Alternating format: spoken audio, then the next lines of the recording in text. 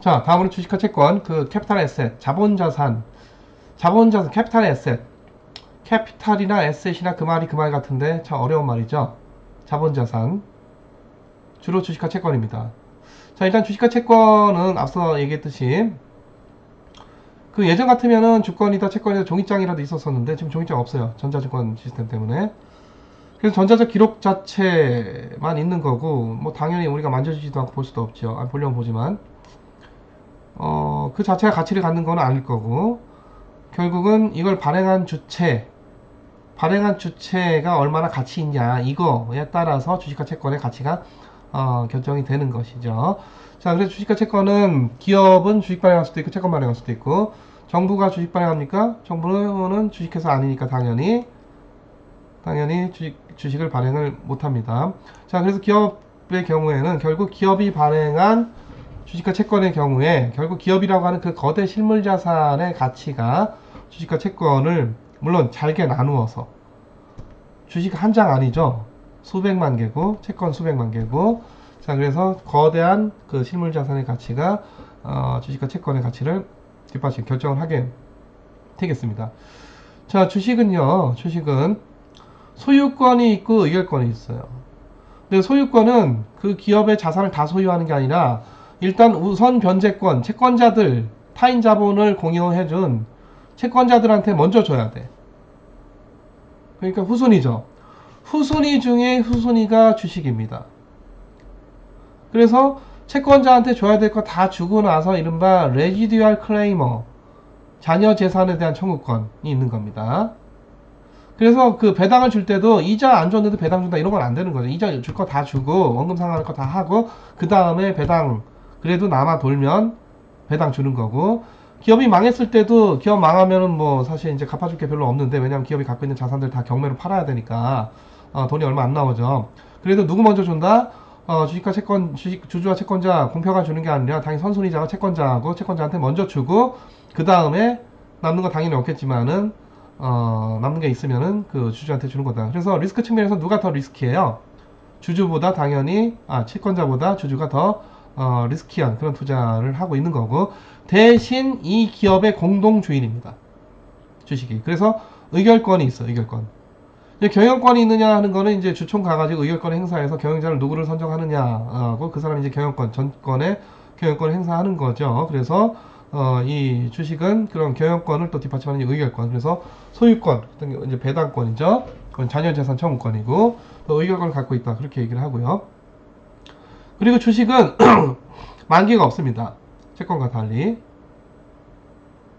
그래서 이 벤처기업 하는 사람들, 또는 신생 창업 벤처기업 하는 사람들, 또는 중소기업 하는 사람들이 많은 경우에 그 돈 빌리는 것보다 주식을 발행해서 자본 조달하고 싶다 이런 게 많아요. 왜냐면 만기가 없어요. 만기가 없고 따박따박 이자 주고 원금 주고 이거 안 해도 돼.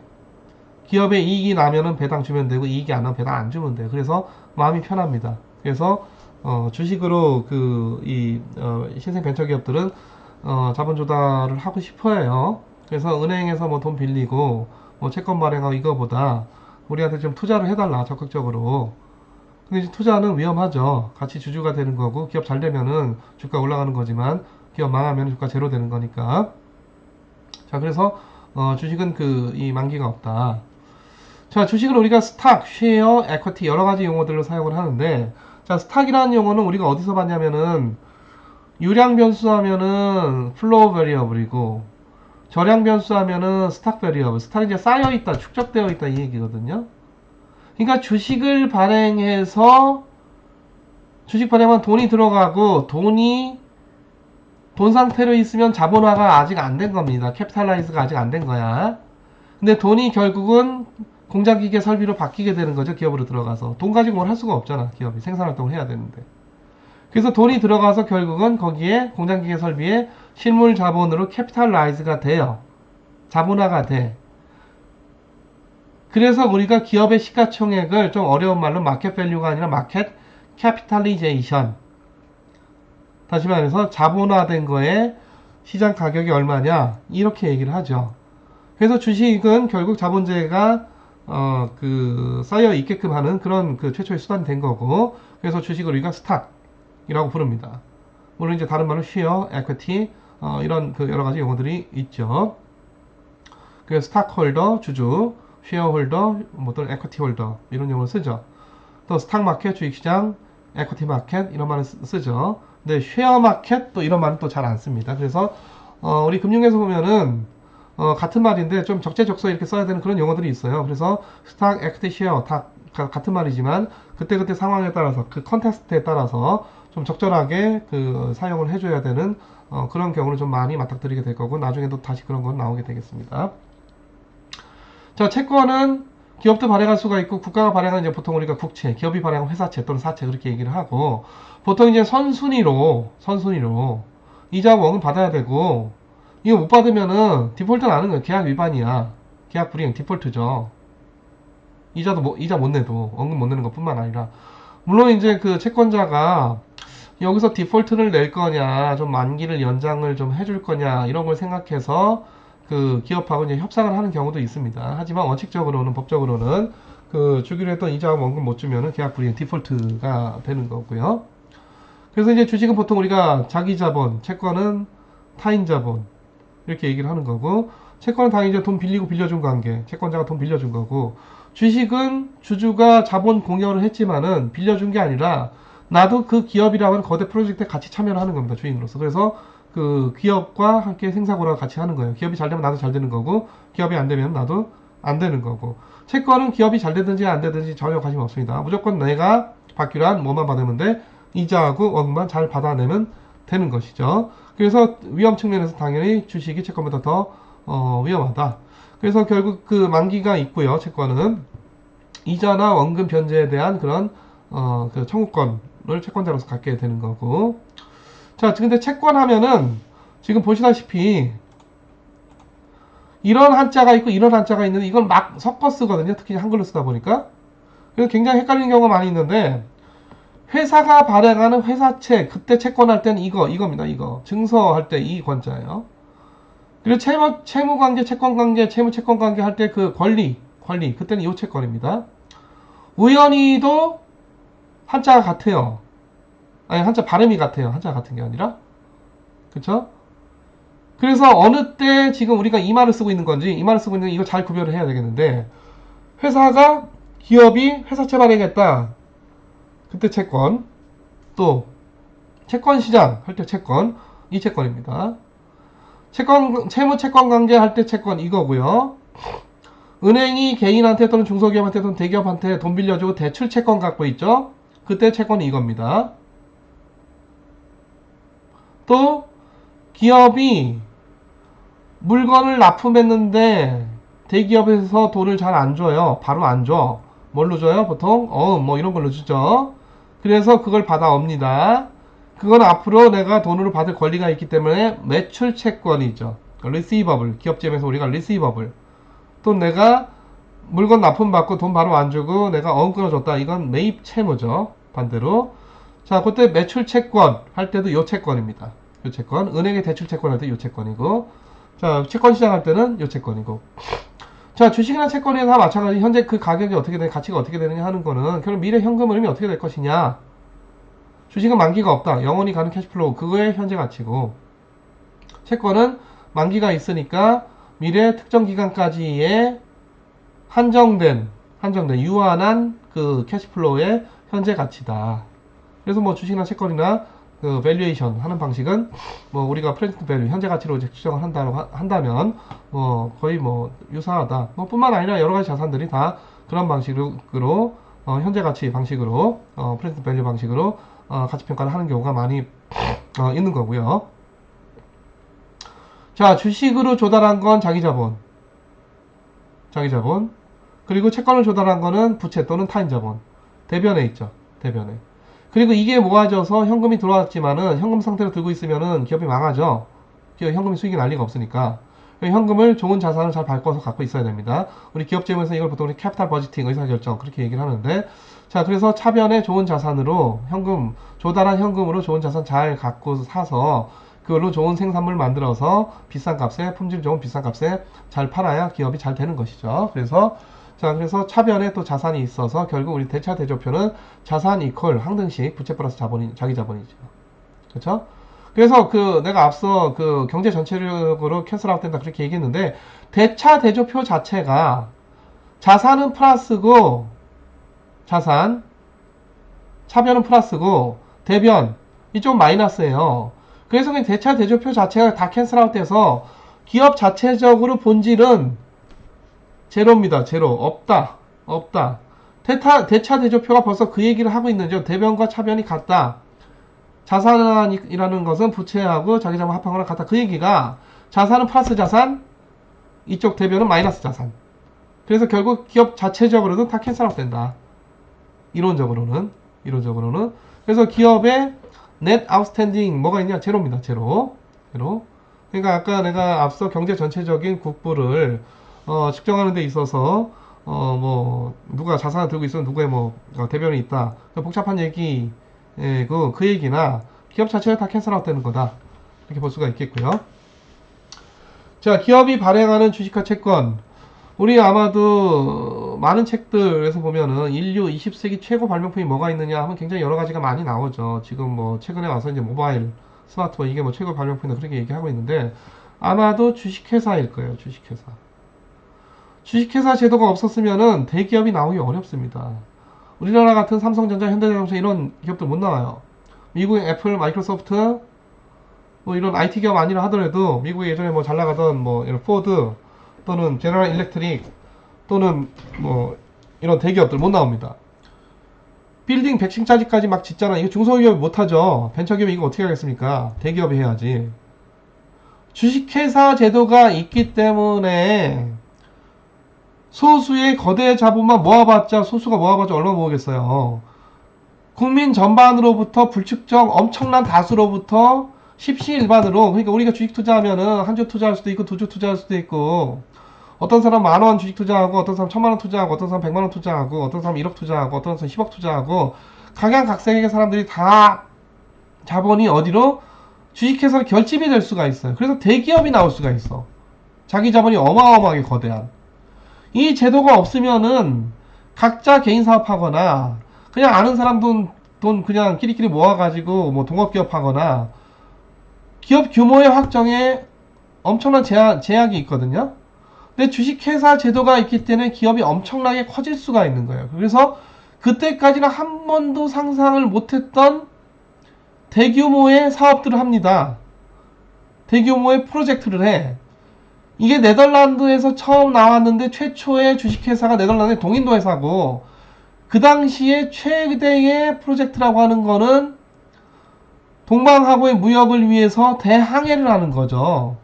대항해 하려니까 거대한 배도 많이 필요하고 그리고 거기에 싣고 가서 물건 사와야 되니까 거기 싣고 갈 금도 많이 필요하고 은도 많이 필요하고 또 그 배를 움직여야 되니까 뱃사람 엄청나게 많은 인력도 필요하고 배 한 대로 갑니까? 배 10척 20척씩 가는 거죠. 선단이 가는 거예요. 선단이. 그러니까 그 당시로서는 소규모 기업이나 중소기업이 상상할 수 없었던 그 동방과 다시 말해 인도나 중국과의 무역을 위한 대항해를 하는 거대한 프로젝트를 할 수가 있었던 배경이 뭐냐? 그게 바로 주식회사다. 그래서 그때부터 바로 서양이 동양보다 상당히 앞서갔다. 빠르게 치고 나갔다. 그러니까 청나라, 중국의 청나라따만 해도 청나라 그 초기만 해도 이게 동서양 교류가 없었고 서양이 뭐 동양 모르고 동양이 서양 몰랐던 게 아니라 그 다 알았죠. 알았는데 교류가 굉장히 작은 거고 전 세계 최강국이 어디냐? 당연히 청나라였어요. 청나라 초기만 해도. 근데 청나라 말에 청나라가 서양으로부터 얼마나 많은 수모를 당합니까? 침략을 당하고 홍콩 뺏기고 마카오 뺏기고 뭐 저 그 영국, 프랑스, 독일 뭐 이런 그 서양 국가 연합군이 중국의 베이징 수도까지 그 청나라 수도까지 막 쳐들어가고 그래서 완전히 그 200~300년 만에 그냥 확 바뀌었는데 그 시발점이 됐던 게 바로 뭐냐 서양의 특히 네덜란드 동인도 회사 하면 보통 우리가 영국 동인도 회사 많이 생각들 하는데 최초의 동인도 회사는 네덜란드의 동인도 회사고 동인도 회사가 엄청난 무역을 시작을 했던 것이죠. 대항해를 시작을 했던 것이지. 자, 기업 입장에서 기업 발행 주식과 채권 발행 기업 입장의 주식은 아까 얘기했던 자기 자본 조달 수단이고 채권은 부채 빚 타인 자본 조달 수단이고요. 물론 기업이라고 해서 개나 소나 우리가 주식회사라고 해서 뭐 큰 기업만 주식회사가 아니라 우리가 예를 들어 5명 모아서 1인당 5만원씩 내가지고 납입자본금 25만원에 그 주식회사 설립할 수 있습니다. 바로 등록할 수 있어요. 이게 주식회사인데 이 주식회사가 어디 가서 주식 발행하고 채권 발행하겠습니까? 뭐 단기 금융시장에서 기업이 CP 발행한다고요? 그건 대기업이나 발행하는 거고 신용도가 상당히 되는 기업이 발행하는 거지. 그냥 교과서에서는 그냥 읽으면은 그냥 모든 기업들이 다 주식도 발행하고 채권도 발행하고 뭐 CP도 발행하고 때에 따라서 그런 것 같지만 현실은 그렇지가 않습니다. 신용도가 충분히 되는 대기업 정도나 이런 자본시장 접근성, 금융 접근성이 있는 거예요. 주식 발행하고 채권 발행하고. 코스닥 시장에 있는 상장된 기업 우리가 중견기업이라고 하는데 중견기업들도 주식채권 발행하기 쉽지가 않아요. 발행해야 하지 누가 사겠습니까? 그래서 그 주식회사가 발행하는 거 주식이고 채권인데 아무나 발행할 수 있는 거 아니다.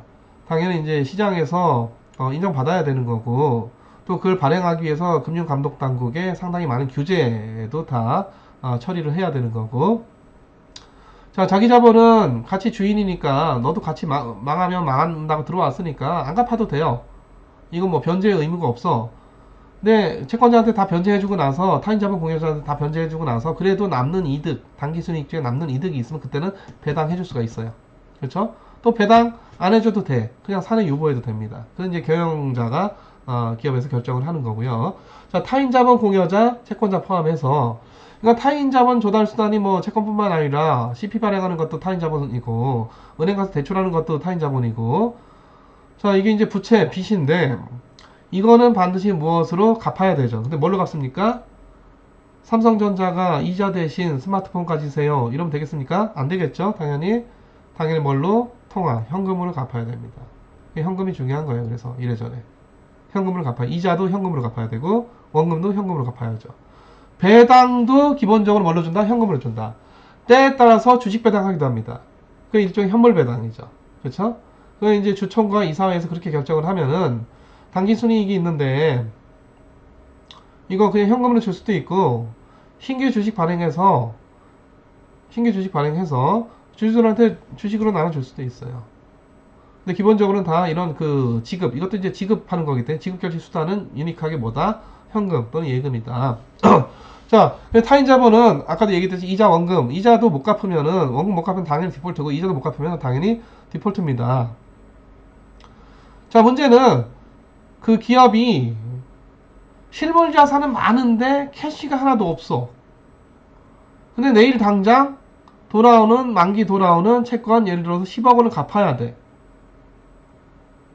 근데 실물 자본 기계 주면서 이거 만기니까 가져가세요. 이게 되겠으면 안 된다고 그랬죠? 현금으로 갚아야 돼요. 그래서 유동성 관리를 제대로 잘 못하면은 실물 자본을 충실히 갖고도 그거를 만기에 채무 변제를 못하는 경우가 발생합니다. 이거부터 이제 우리가 유동성 위기 또는 뭐 유동성 그 경색 뭐 또는 이제 financial distress 뭐 등등 이렇게 여러 가지 용어들을 이제 표현을 하는데 우리가 1997년도에 그 경제 위기가 있었었죠. 보통 우리가 IMF 경제 위기.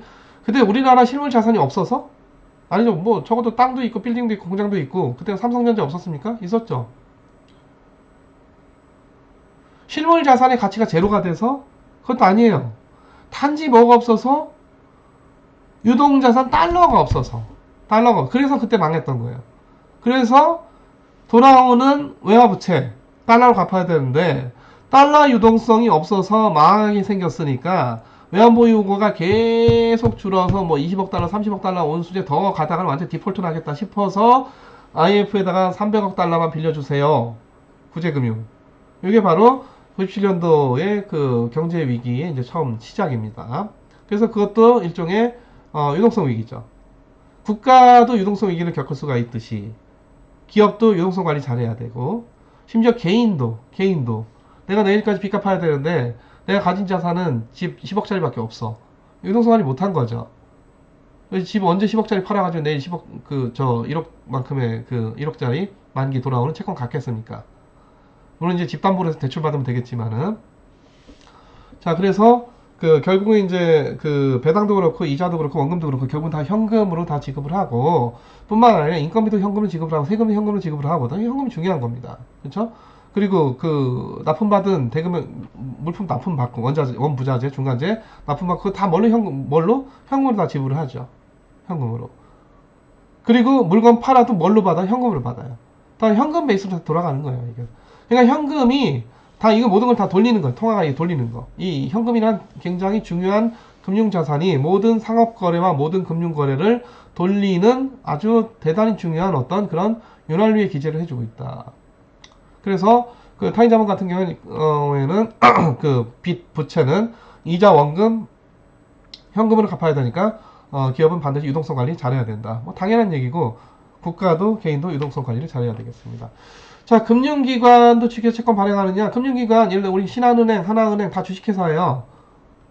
대형 금융기관, 미래에셋증권, 뭐 예를 들어 신한금융투자, 뭐 삼성증권 다 주식회사입니다. 그래서 이런 기업들 주식회사로서 주식과 채권 발행하죠.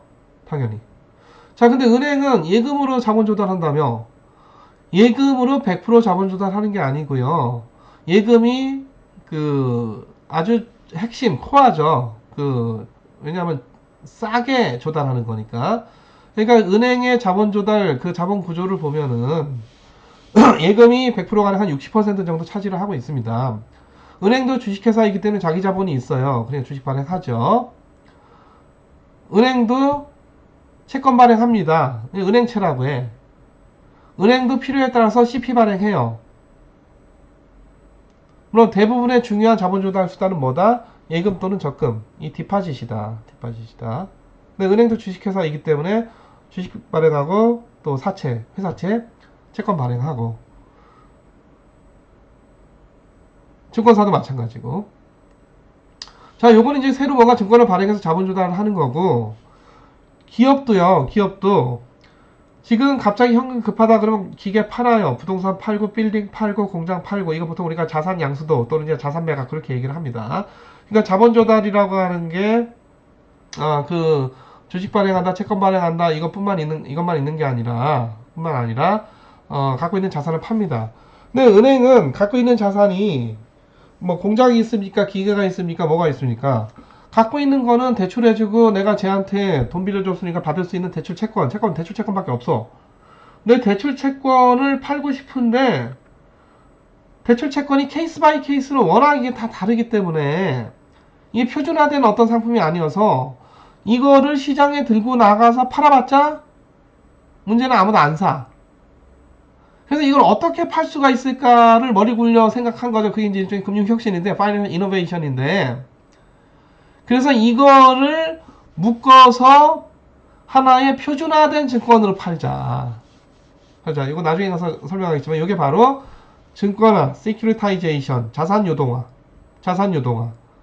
보통 우리 약자로 MBS, ABS 이렇게 많이 얘기를 하고요.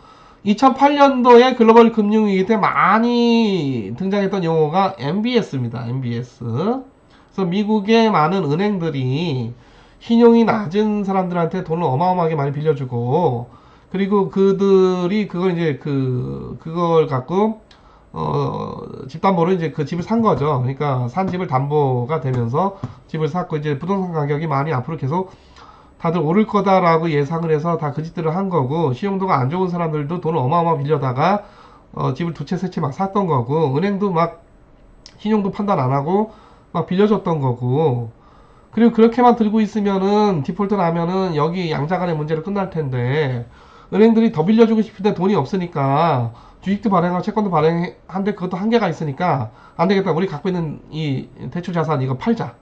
대출 채권. 그래서 그걸 모아서 모기지 백트 시큐리티 형태로 또 어마어마하게 팝니다. 시장에다가. 그래서 그걸 또 많은 헤지펀드, 다른 뭐 보험사, 다른 뭐 증권사, 또 다른 은행 이런 데가 또 막 많이 사요.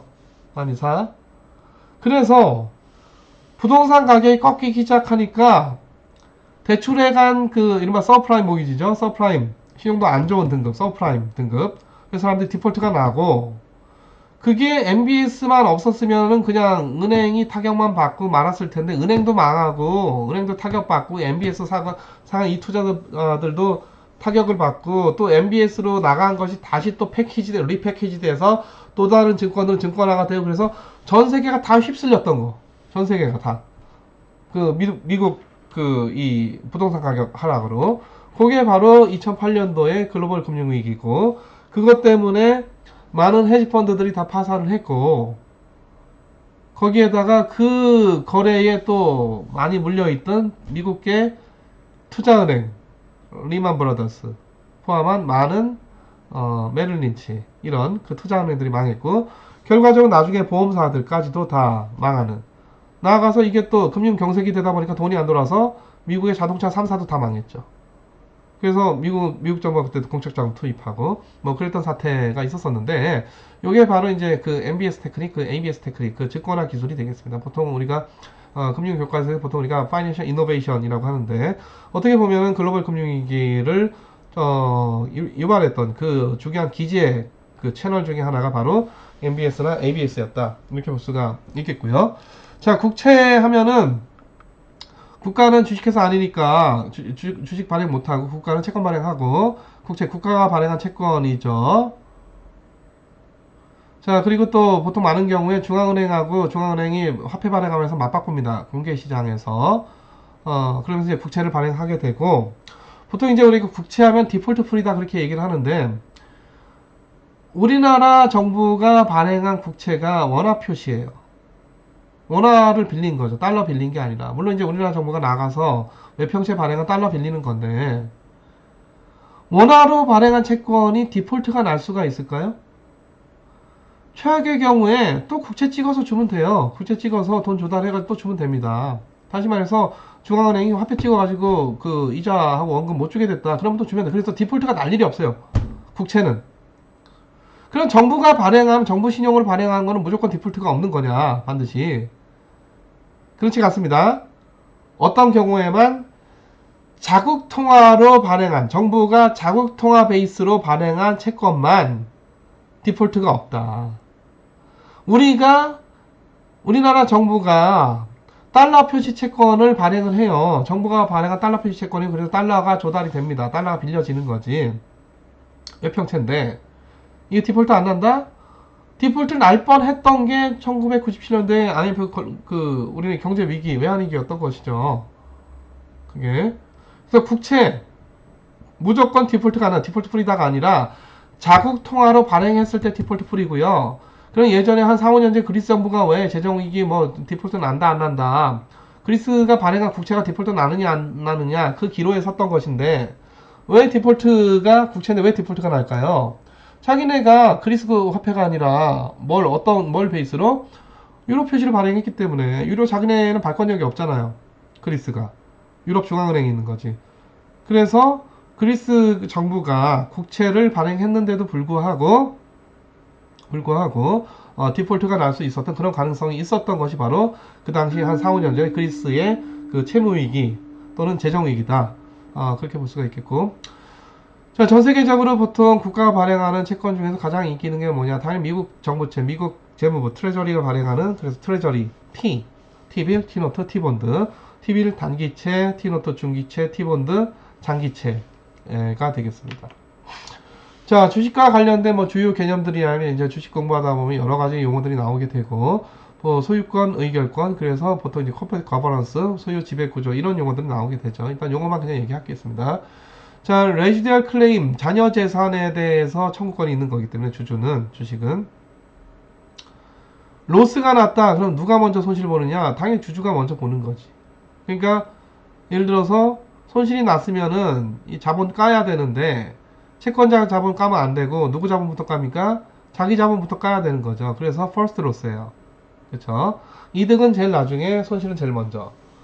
자, 보통주가 있고 우선주가 있습니다. 나중에 좀 더 자세히 얘기를 하도록 하겠고, 보통 우리가 주식시장에서 거의 대부분 90% 이상이 다 보통주 거래가 되고, 자, 우선주도 거래가 돼요. 그래서 삼성전자, 우리 주식시장 가서 삼성전자라는 종목이 있습니다. 그건 삼성전자 보통주 얘기하는 거고, 삼성전자 우가 있어요. 그건 삼성전자가 발행한 우선주 얘기하는 겁니다.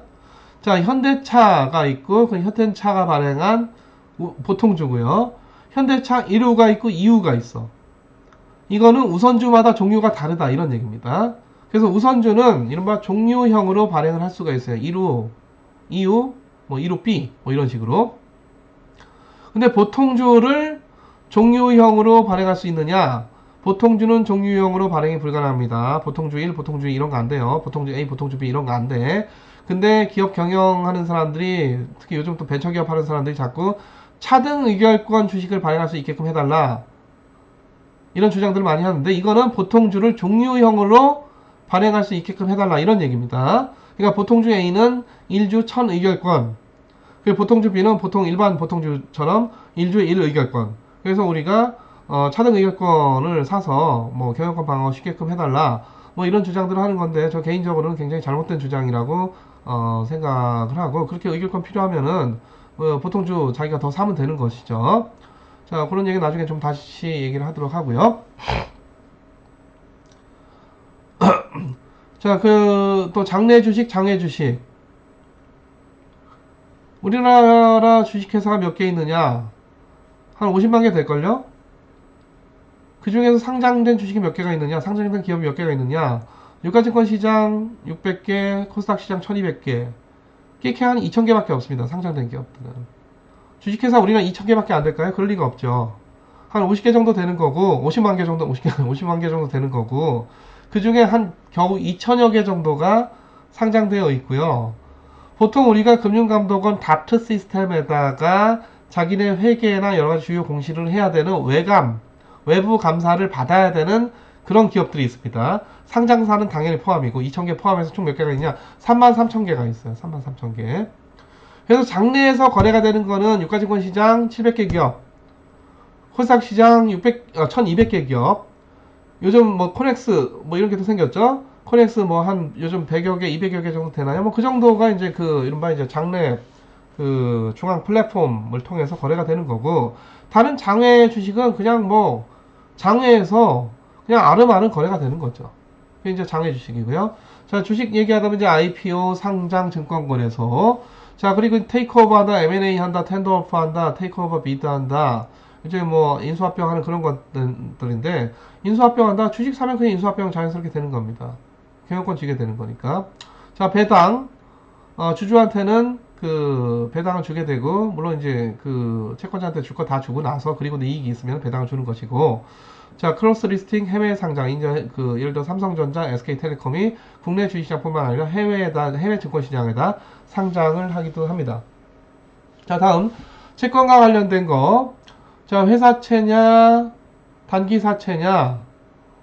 그러니까 이제 보통 교과서적으로 보통 우리가 CP라고 하고, 실무에서는 단기사채 그렇게 얘기를 합니다. 그래서 기업이 발행하는 장기로 발행하는 걸 보통 우리가 사채, 회사채 그렇게 얘기를 하고, 교과서에서 얘기하는 기업업 CP를 실무에서는 보통 이제 단기사채다 그렇게 또 얘기를 하는 경우가 많고요. 자, 채권시장 하면은 장외시장이 어마어마하게 큽니다. 장외시장 굉장히 작아요. 우리 주식시장은 장외시장 기업이 50만 개 있으니까 장외시장의 개수는 많지만 밸류로 치면은 50만 개 기업의 시가총액 중에서 2,000개 정도의 상장된 기업의 시가총액 몇 프로 차지할 것 같습니까? 거의 90% 이상 육박합니다. 그래서 핵심은 전부 다 상장된 주식시장에 있는 거죠. 하지만 채권시장은 장외시장 규모가 장내 채권시장에 비해서 한 10배 정도 돼요. 굉장히 크죠, 장외시장이. 자, 채권 중에서 메자닌 채권이라고 해서 나중에 자세히 공부하겠죠. 하이브리드 채권이라고 해서 이게 주식적인 요소를 갖고 있는 그런 채권들이 있고, 대표적으로 BW, CB. 그러니까 BW 신주호 인수권부 사채, CB 전환사채 이런 것들이고요. 자, 신용도가 안 좋은 기업들이 발행한 거를 우리가 정크본드라고 합니다. 또는 뭐 투기 등급 회사채, 투자 부적격 등급 회사채, 불량 등급 회사채, 정크본드 이렇게 얘기를 하고, 완전히 망한 기업. 그래서 채권 가치가 원금 10,000원인데 채권에는 이렇게 원금 10,000원이에요 이렇게 써 있는데, 시장에서 시가는 100원도 안 되는 거, 10원, 20원 이런 거, 부실 채권, 이 디스트레스 덱 그렇게 얘기를 하죠. 자, 출자 전환. 채권자가 나중에, 지금은 채권으로 들어가지만 나중에 주식을 전환해서 경영권까지 갖게 된다. 이게 이제 그 debt equity swap 출자 전환이고, 자 ABS, MBS 아까 얘기했는데 이것도 일종의 채권입니다. 자, 달러 표시 채권은 기본적으로 채권하면은 이제 자기는 자국통화를 발행하는 건데, 우리나라 정부도 외평채 달러 표시, 달러 조달할 때, 달러 빌릴 때 달러 표시 채권 발행하는 거고, 우리나라 기업들도 때에 따라서 달러 필요하면 뭐를 발행한다? 달러 표시 채권을 발행을 하게 됩니다.